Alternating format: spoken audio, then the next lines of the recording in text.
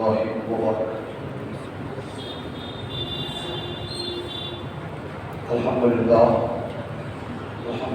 رب العالمين، والصلاة والسلام على سيد الأنبياء وأشرف المرسلين وعلى آله الطيبين الطاهرين وأصحابه الراشدين المهديين وعلى المشركين والتابعين بإحسان إلى يوم الدين. وأشهد أن لا إله إلا الله وحده لا شريك له، وأشهد أن سيدنا ونبينا ومولانا محمدا عبده ورسوله. أما بعد، فأعوذ بالله من الشيطان الرجيم. بسم الله الرحمن الرحيم. يا أيها الذين آمنوا لا تحرموا طيبات ما أحل الله لكم ولا تعتدوا إن الله لا يحب المعتدين. وكلوا مما رزقكم الله حلالا طيبا واتقوا الله الذي أنتم به مؤمنون. صدق الله العظيم وبلغنا رسوله النبي الأمين الكريم، ونحن على ذلك من الشاهدين والشاكرين والحمد لله رب العالمين. وقال تعالى إجلالا وإكراما في شأن حبيبه: إن الله وملائكته يصلون على النبي يا أيها الذين آمنوا صلوا عليه وسلموا تسليما. اللهم صل وسلم وزد وبارك على سيدنا وسندنا وشفيعنا وحبيبنا ومولانا محمد محمد الجود والكرم وعلى آله وصحبه أجمعين في كل لمحة ونفس في عدد كل معلوم.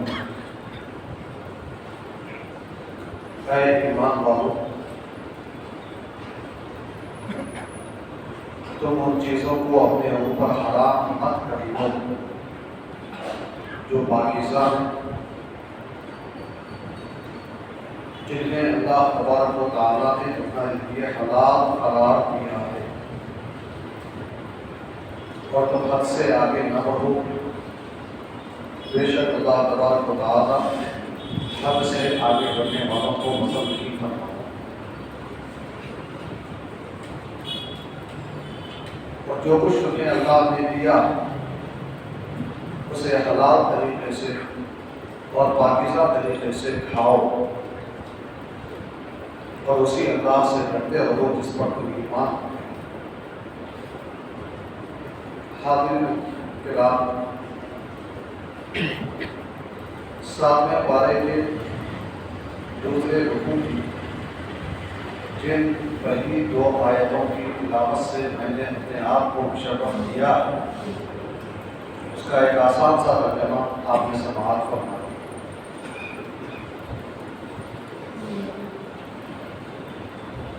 آپ جانتے ہیں کہ ہمارا دین حق اور ہمارے معمولات نبوی جو بھی عمل میں لاتے ہیں، جو بھی کام کرتے ہیں، بحیثیت دین وہ ہماری اپنی طرف سے کوئی بنایا ہوا پیدا کیا ہوا معاملہ نہیں ہوتا، بلکہ وہی کرتے ہیں دین کے اعتبار سے جو رسول اکرم صلی اللہ علیہ وسلم نے فرمایا۔ اور جہاں صراط مستقیم سے ہٹ جاتے ہیں، جادہ مستقیم سے ہٹ جاتے ہیں، سیدھے راستے سے ہٹ جاتے ہیں، وہی ہم دین سے دور ہونے والے سمجھے جاتے ہیں۔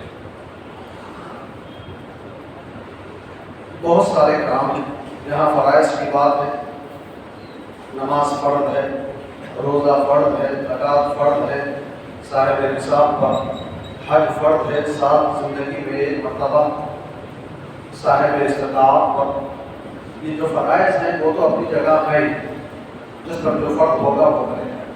اس سے ہٹ کے رسول پاک صلی اللہ علیہ وسلم کی سنتوں، سرکار کے معمولات میں ہمیں بہت ساری چیزیں ایسی ملتی ہیں جنہیں نہ فرض کا درجہ دیا گیا، نہ واجب کا درجہ دیا گیا، نہ سنت مؤکدہ کا درجہ دیا گیا، بلکہ اسے مستحب کا درجہ دیا گیا کہ کچھ کام ایسے ہیں کہ جو کرو تو بہتر، نہ کرو تو کوئی گناہ نہیں، کرو تو بہتر، نہ کرو تو کوئی گناہ نہیں، اور وہ کام اگر کوئی کر رہا ہے تو اسے مستحب سمجھ کے کرے گا، لازم، فرض یا واجب سمجھ کے نہیں کرے گا۔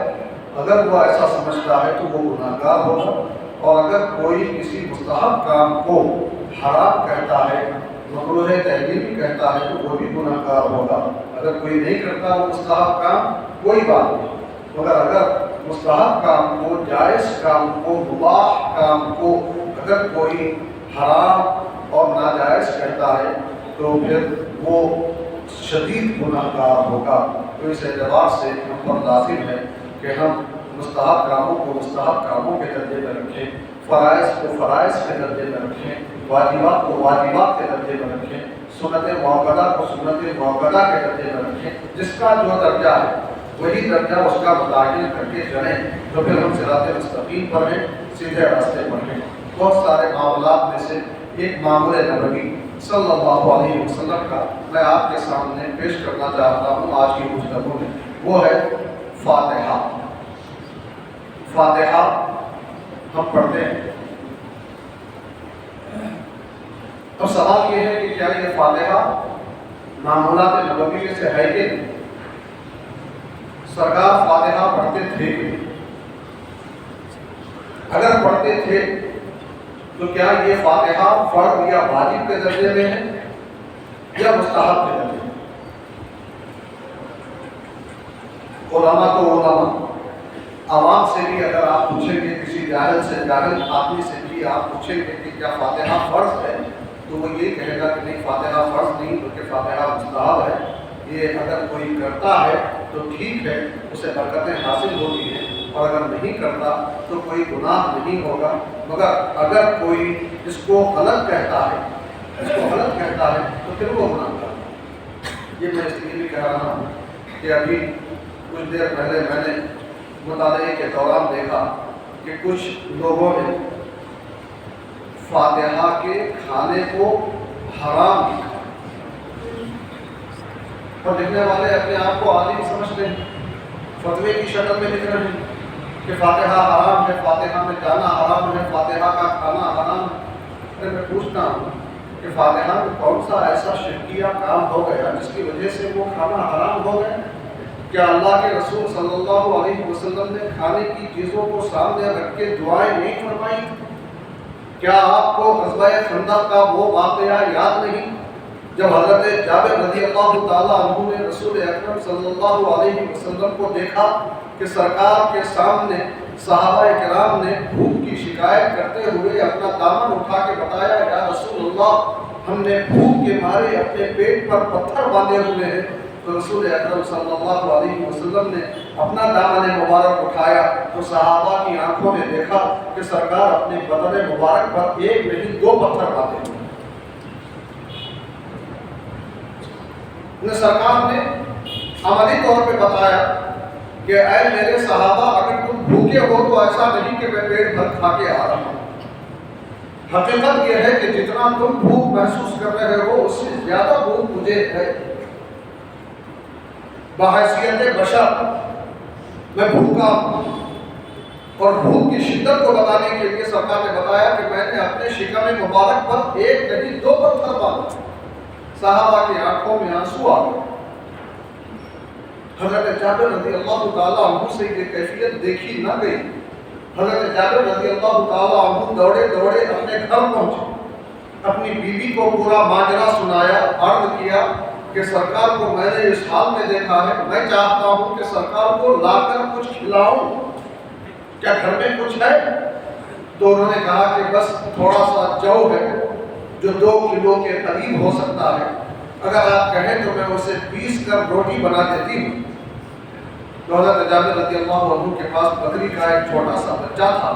حضرت جابر رضی اللہ عنہ نے اس بکری کے بچے کو ذبح کر دیا اور اپنی بیوی سے کہا کہ جو پیس کر تم روٹی تیار کر دو۔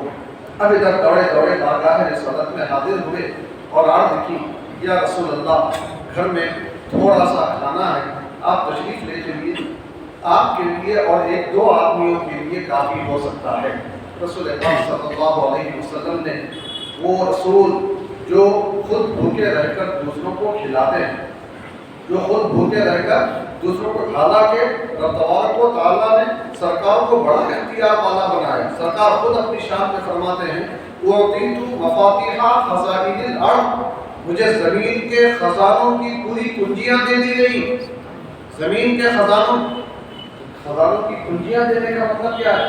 کسی کو کسی چیز کی کنجی دے دینے کا مطلب ہوتا ہے اس چیز کا مالک بنا دینا. کسی کو تجوری کی کنجی دے دینے کا مطلب ہے تجوری کا مالک بنا دینا.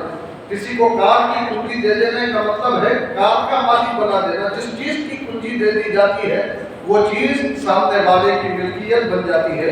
رب تبارک و تعالیٰ نے اپنے فضل و کرم سے نبی پاک صلی اللہ علیہ وسلم کو زمین کے تمام خزانوں کی کنجیاں عطا فرمائی تھی، مگر رسول پاک صلی اللہ علیہ وسلم ظاہری طور پر غریبوں کی دل جوئی کے لیے، امت میں قیامت تک آنے والے غریبوں کی دل جوئی کے لیے فقر و فاقہ کی زندگی گزارتے تھے. جیسے گزشتہ جمعہ بھی آپ نے سنا، 2-3 مہینے تک رسول پاک صلی اللہ علیہ وسلم کے کاشانۂ مبارک میں چولہا نہیں کرتا تھا. یہ فقیری، یہ فقر اختیاری تھا، مجبوری نہیں تھی. تو اب جب حضرت جابر رضی اللہ عنہ نے کہا کہ یا رسول اللہ تھوڑا سا کھانا ہے، آپ کے علاوہ 1-2 آدمیوں کے لیے کافی ہو سکتا ہے، آپ تشریف لے چلیے. جو سرکار دوسروں کو کھلائے بغیر کبھی کھاتے نہیں. یہ واقعات اس کی دلیل ہے، اس پر شاہد. رسول پاک صلی اللہ علیہ وسلم کی بارگاہ میں دودھ کا پیالہ آیا.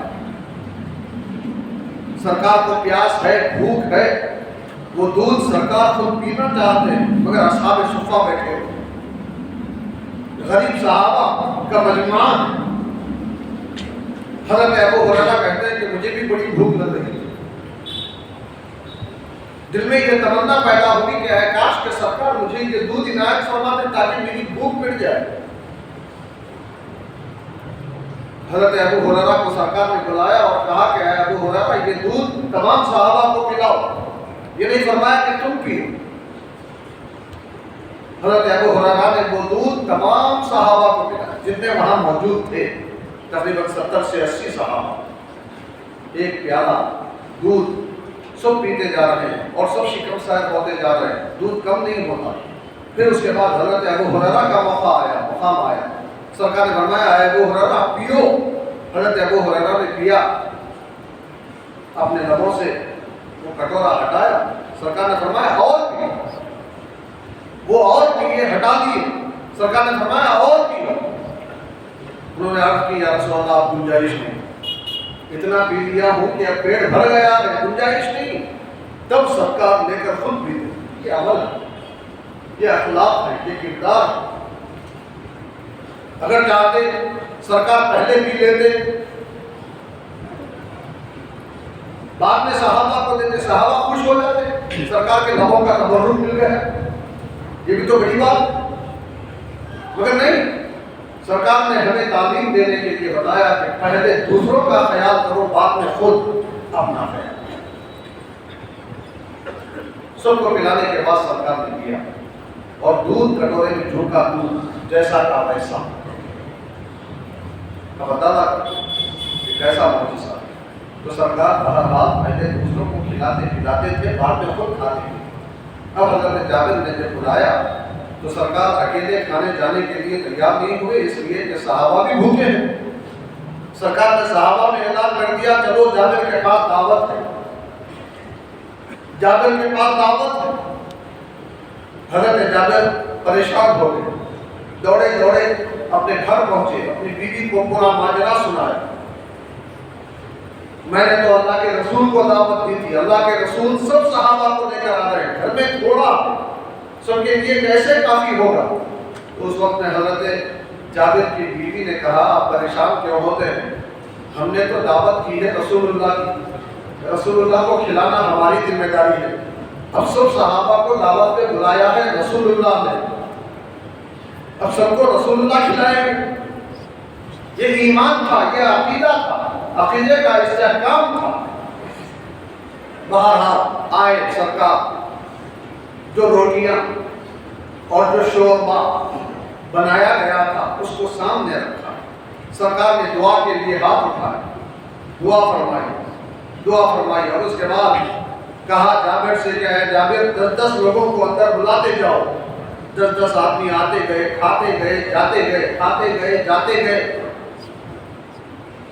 سینکڑوں صحابہ نے کھا لیا۔ حضرت جابر فرماتے ہیں سرکار نے تناول فرما دیے۔ جب سرکار تشریف لے گئے تو ہم نے دیکھا روٹیاں جھونکی تو تھی، شوربہ جھونکا تو تھا۔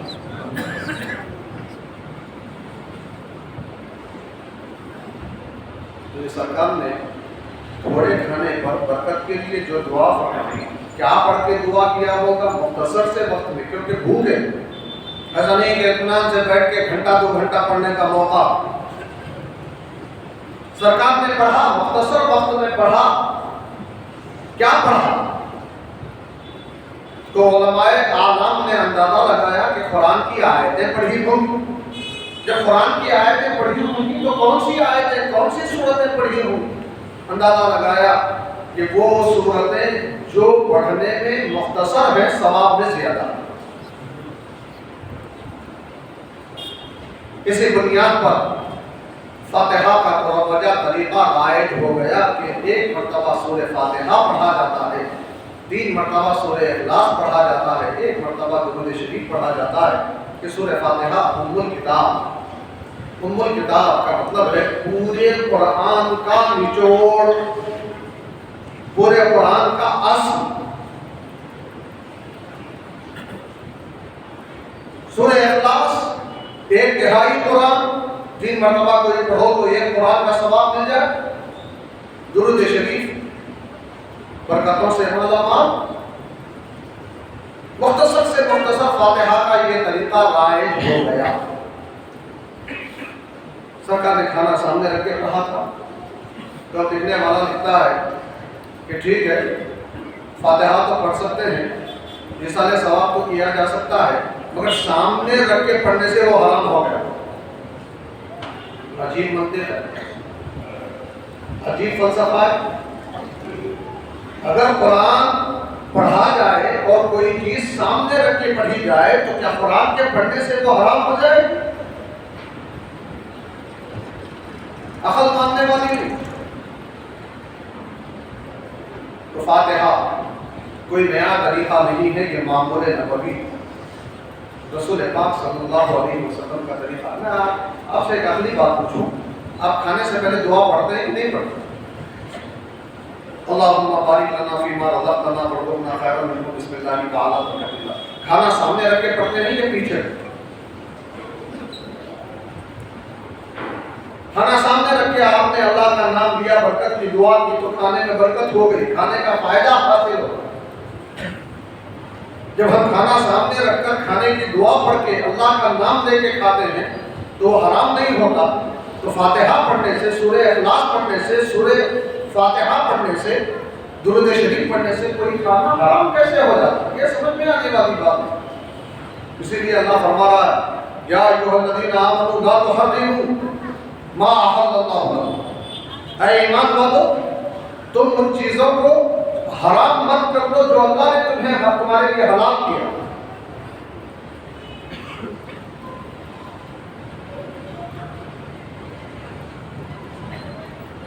وَلَا تَعْتَدُوا، حد سے آگے مت بڑھو۔ ان اللہ لا يحب المعتدین، بے شک اللہ تعالیٰ حد سے آگے بڑھنے والوں کو پسند نہیں فرماتا۔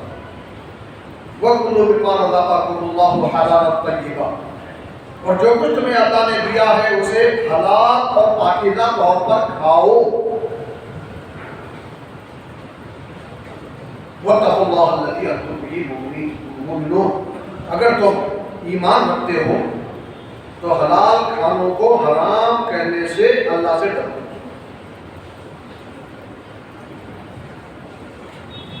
کوئی کہہ سکتا ہے کہ ان آیتوں کا شان نزول فاتحہ نہیں بلکہ اس کا ایک مخصوص شان نزول۔ چلیے وہ شان نزول بھی بیان کر دیتا ہوں تاکہ کوئی یہ نہ کہے کہ آیت کسی اور موقع کی تھی، کسی اور جگہ پر انہوں نے چشمہ کر دیا۔ شان نزول کیا ہے؟ سرکار نے نصیحت فرمائی، واعظ فرمایا، تقریر فرمائی، صحابہ کے دل بے چین ہو گئے۔ حضرت عثمان بن مظعون رضی اللہ عنہ کے بعد جمع ہوئے اور کچھ صحابہ نے آپس میں یہ طے کیا کہ دنیا کی محبت میں نہیں پڑھنا چاہیے، لہذا آج سے میں کبھی دن میں بغیر روزے کے نہیں رہوں گا، ہمیشہ روزے پر۔ دوسرے صحابی بولے کہ میں کبھی راتوں میں نہیں سوؤں گا، ہمیشہ راتوں میں عبادتوں پر عبادتیں کرتا رہوں گا۔ ایک اور صحابی بولے کہ میں کبھی بیوی کے قریب نہیں جاؤں گا، ہمیشہ دوری اختیار کروں گا۔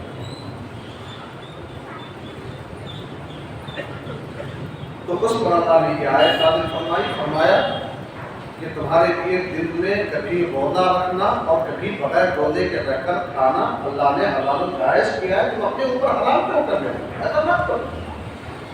راتوں میں سونا، اٹھ کے نمازیں پڑھنا، یہ تمہارے لیے جائز ہے، تم سونے کو اپنے لیے حرام کیوں کر لیتے ہو؟ حرام مت کرو۔ بیوی کے قریب جانا، اس کی ضرورتوں کی تکمیل کرنا، اپنی نفسانی فطری ضرورتوں کی تکمیل کرنا تمہارے لیے جائز و حلال ہے، تم اس کو اپنے لیے حرام کیوں کر لیتے ہو؟ حرام مت کرو۔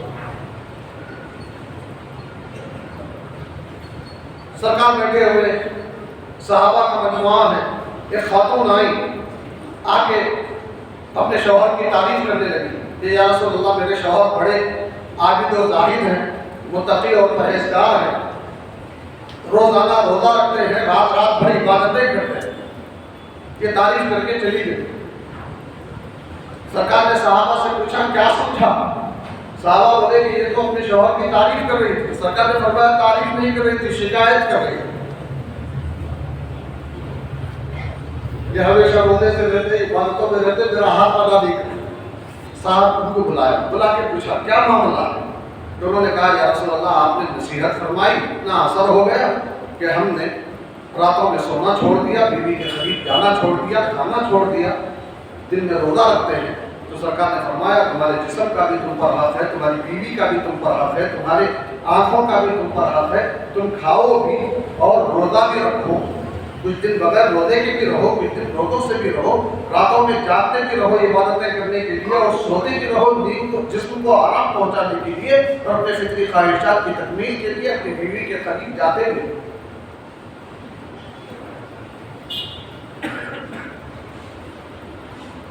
تو اس پر یہ آیتیں نازل کہ اللہ نے فرمایا کہ تم ان حلال چیزوں کو، پاکیزہ چیزوں کو جو اللہ نے تم پر حلال کی ہیں، حرام مت کر دو، حد سے آگے مت بڑھو، بے شک اللہ حد سے آگے بڑھنے والوں کو پسند نہیں کرتا۔ اب مفسرین کرام فرماتے ہیں کسی بھی آیت کا شان نزول خاص ہو سکتا، آیت کے اترنے کا سبب خاص ہو سکتا، مگر حکم عام ہوتا۔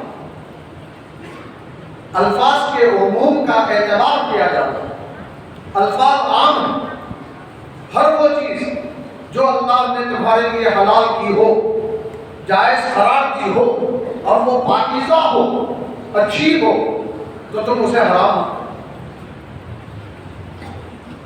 تو فاتحہ کے پڑھنے سے وہ چیز ناپاک تو نہیں ہو گئی، پاکیزہ ہی رہی، حلال ہی رہی۔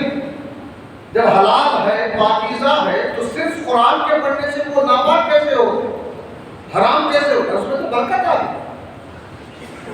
حضرت جابر کے گھر برکت دیکھو کہ 80 سے زیادہ صحابہ نے کھایا، مختصر 2 کلو آٹا، ایک چھوٹا سا بکری کا بچہ، سب کے لیے کافی ہو گئے، سبھوں کا پیٹ بھر گیا۔ پھر اس کے باوجود جھوکا تو رہا، جھوکا تو رہا۔ یہ فاتحہ۔ اب سوال یہ ہے کہ فاتحہ پڑھ کے وصال کیا جا سکتا ہے کہ یہ سارے ثواب جو کہ کل کا دن آتے ہی تمہیں ٹوٹے یاد آ جاتا ہے۔ امام جعفر صادق رضی اللہ تعالیٰ عنہ کی نیاز یاد آ جاتا ہے۔ فاتحہ ہوتے ہیں، فاتحہ ہوتے ہیں۔ تو اب سوال یہ ہے وصال ثواب جائز ہے کہ ناجائز؟ کوئی بھی ثواب کا کام کر کے کسی کو ثواب پہنچایا جا سکتا ہے یا نہیں؟ بخاری شریف کی روشنی میں بات رکھوں گا۔ حضرت سعد ابن عبادہ رضی اللہ تعالیٰ عنہ فرماتے ہیں کہ انہوں نے عرض کیا یا رسول اللہ ان ام سعد ماتت ای الصدقۃ افضل، کہ حضور میری والدہ ام سعد کی ماں میری والدہ انتقال کر گئی، ان کا انتقال ہو گیا، تو کون سا ثواب زیادہ بہتر میں ان کو پہنچانا چاہتا ہوں، ایصال کرنا چاہتا ہوں، ایصال ثواب کرنا چاہتا ہوں، کون سی نیکی بہتر، کیا کر کے ایصال ثواب کروں؟ سرکار نے فرمایا الماء،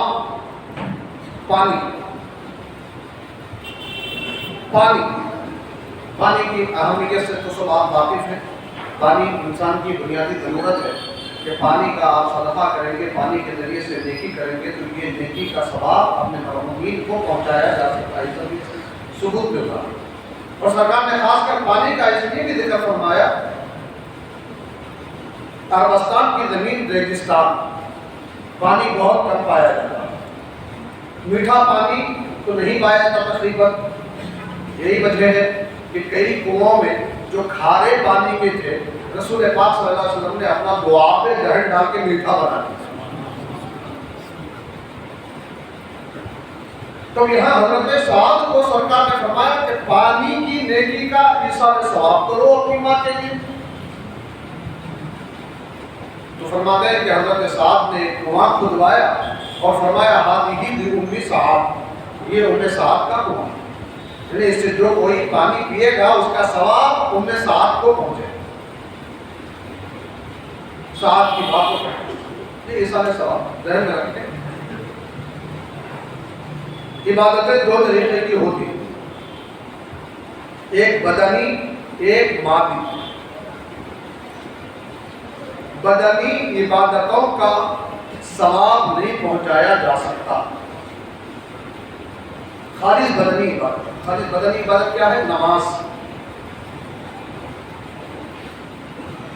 جس میں جسم کی محنت لگتی ہے، کچھ اور خرچہ نہیں ہوتا، نماز کا ثواب نہیں پہنچا سکتا۔ یہی وجہ ہے کہ مسئلہ اس سے پہلے بھی میں بتا چکا ہوں، اگر کوئی مر جائے اور اس کے ذمے نمازیں باقی رہ جائیں تو ہر نماز کے بدلے میں ایک صدقہ فطر ان کے بیٹوں کو چاہیے کہ وہ ان کی طرف سے کفارہ ادا کریں، فدیہ دیں، تاکہ اپنے مرحومین کو ان کے نمازوں کے سوال اور پرسش سے بچایا جا سکے۔ اسی طرح روزہ، یہ بھی بدنی عبادت، روزہ رکھ کر کسی کو ثواب نہیں پہنچایا جا سکتا کہ میں روزہ رکھ رہا ہوں اس کا ثواب فلاں کو پہنچا رہا ہوں، یہ نہیں کر سکتا۔ نماز، روزہ جو بدنی عبادت، مادی عبادتوں کا ثواب پہنچایا جا سکتا ہے۔ مادی عبادتیں کیا ہیں؟ خیرات کرنا، زکوٰۃ ادا کرنا، اس میں بدن کی کا عمل دخل نہیں، کیونکہ روپیہ پیسہ دیا جاتا ہے۔ تو بدنی عبادتوں میں کسی کو ثواب نہیں پہنچایا جا سکتا، مادی عبادتوں کا ثواب پہنچایا جا سکتا ہے۔ اب حج اور عمرہ، اس کے بارے میں بتایا گیا کہ یہ بدنی بھی عبادتیں ہیں، مادی عبادتیں بھی اس میں، کیونکہ پیسہ بھی اس میں خرچ ہوتا ہے، بدن کی محنت بھی اس میں، تو حج اور عمرہ کا ثواب پہنچایا جا سکتا ہے۔ اسی لیے حج بدل رکھا گیا کہ آپ نہیں جا سکے کسی اور کو اپنی طرف سے حج کے لیے بھیج سکتے ہیں، وہ حج کا ثواب آپ کو پہنچا دے گا۔ کسی مرحوم کی طرف سے کسی کو حج بدل میں بھیجا جا سکتا ہے، جو حج یہ کرے گا ثواب مرحوم کو ملے گا۔ اس کی دلیل بھی بخاری شریف سے موجود ہے۔ حضرت عبداللہ بن عباس رضی اللہ تعالیٰ عنہما فرماتے ہیں کہ جوہینہ قبیلے کی ایک خاتون بارگاہ رسالت میں حاضر ہوئی اور عرض کی یا رسول اللہ، میری ماں نے حج کرنے کی نظر مانی تھی، منت مانی تھی کہ حج کروں گی، مگر وہ حج نہ کر سکی اور ان کا انتقال ہو گیا، تو کیا یا رسول اللہ میں ان کی طرف سے حج کر سکتی ہوں؟ تو سرکار نے فرمایا ہاں، تم ان کی طرف سے حج کرو، اور مجھے بتاؤ اگر تمہاری ماں پر قرضہ ہوتا تو کیا تم ماں کا قرضہ ادا نہیں کرتی؟ جب ماں کا قرضہ ادا تم کرتی تو یہ حج کی جو نظر ہے، جو حج کی منت ہے، یہ اللہ کا فرض ہے، اور اللہ زیادہ حق رکھتا ہے کہ اس کے فرضے کو پہلے ادا کیا۔ سرکار نے یہ فرمایا، بخاری شریف کی روایت، تو آپ دیکھیں حج کے لیے سرکار نے خود ہی جانا کہ حج یہ کرے گی ثواب پہنچے گا ان کی ماں کو۔ تو کوئی بھی نیکی جو بدنی نہ ہو، مالی عبادتیں ہوں، ان کو کیا جا سکتا ہے اور اس کا ثواب مرحومین کو پہنچایا جا سکتا ہے۔ کنڈوں کی فاتحہ میں ہوتا کیا ہے؟ مثال ثواب ہی تو ہوتا۔ امام جعفر صادق رضی اللہ تعالیٰ عنہ، جو حضرت باقر کے بیٹے ہیں، اور حضرت باقر حضرت امام زین العابدین کے بیٹے ہیں، حضرت زین العابدین حسین ابن علی کے بیٹے، خاندان نبوت کے چشم و چراغ، ائمہ اہل بیت کے 12 اماموں میں سے ایک امام، اگر ان کے نام کی مخصوص دن میں فاتحہ دلوائی جاتی ہے اور اسے مخصوص نام دیا جاتا ہے کوڈوں کا، تو اس نام کے دینے کی وجہ سے کیا یہ فاتحہ حرام ہو جائے؟ کیا اس فاتحہ کا کھانا حرام ہو جائے؟ ہرگز نہیں۔ جب فاتحہ ہوتی ہے، قرآن پڑھا جاتا ہے برکت کے لیے، تو برکت اس میں آتی ہے اور اس کے کھانے سے فائدے حاصل ہوتے ہیں۔ ہاں، یہ ہے کہ جو طریقے ہمارے پاس رائج ہیں، مخصوص کتاب پڑھ کے سنائی جاتی ہے، مخصوص مٹی کے برتنوں میں فاتحہ کے لیے چیزیں رکھی جاتی ہیں، یہ لازم نہیں۔ اب کہانی پڑھ کے سنائے بغیر بھی فاتحہ پڑھ لو تو فاتحہ ادا ہو جائے گی، اور مٹی کے علاوہ کسی بھی دھات کے برتن میں آپ رکھ کر فاتحہ دلاؤ تو فاتحہ ہو جائے گی۔ اور یہ خیال کرنا کہ جہاں فاتحہ ہوئی ہے وہیں بیٹھ کے کھانا چاہیے، باہر لے جانا صحیح نہیں، یہ بھی غلط ہے۔ اس فاتحہ کے کھانے کو جیسے دوسرے فاتحہ کا کھانا دوسری جگہ لے جایا جا سکتا ہے، ویسے ہی یہ بھی دوسری جگہ لے جایا جا سکتا ہے۔ اور یہ خیال بھی غلط ہے کہ اس فاتحہ میں گوشت نہ پکایا جائے، گوشت جو کھائے ہیں وہ اس فاتحہ کا کھانا نہ کھائیں، یہ خیال بھی بالکل غلط ہے۔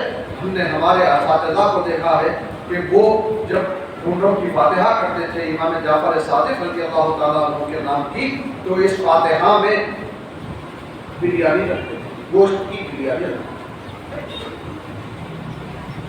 تو جو غلطیاں ہم نے اپنے طور پر شامل کرتی ہیں اس کو بازو ہٹا ہے۔ شریعت نے جن چیزوں کو جائز اور حلال قرار دیا ہے اس کو اپنی طرف سے حرام نہ کریں۔ اللہ سے ڈریں، واتقوا اللہ الذی انتم بہ مؤمنون، اللہ سے ڈرتے رہو جس پر تم ایمان رکھتے۔ بات طویل ہو جائے گی، اور بھی دلائل ہیں، انشاءاللہ پھر کسی موقع سے آپ کے سامنے رکھے جائیں گے۔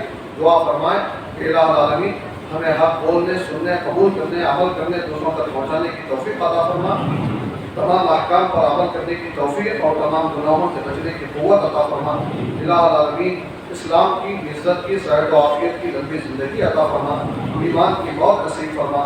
وصلی اللہ وسلم علی خیر خلقہ سیدنا محمد وآلہ وصحبہ اجمعین، والحمد للہ رب العالمین۔ حاضرین محترم، خیرات سماعت فرمائیں گے انشاءاللہ تعالیٰ العزیز مسجد ہادہ میں شب معراج کے موقع پر آنے والے 4 شنبے کو نماز عشاء ٹھیک 10 بجے پڑھی جائے گی، وقت کی پابندی فرما۔ سب درست فرمانے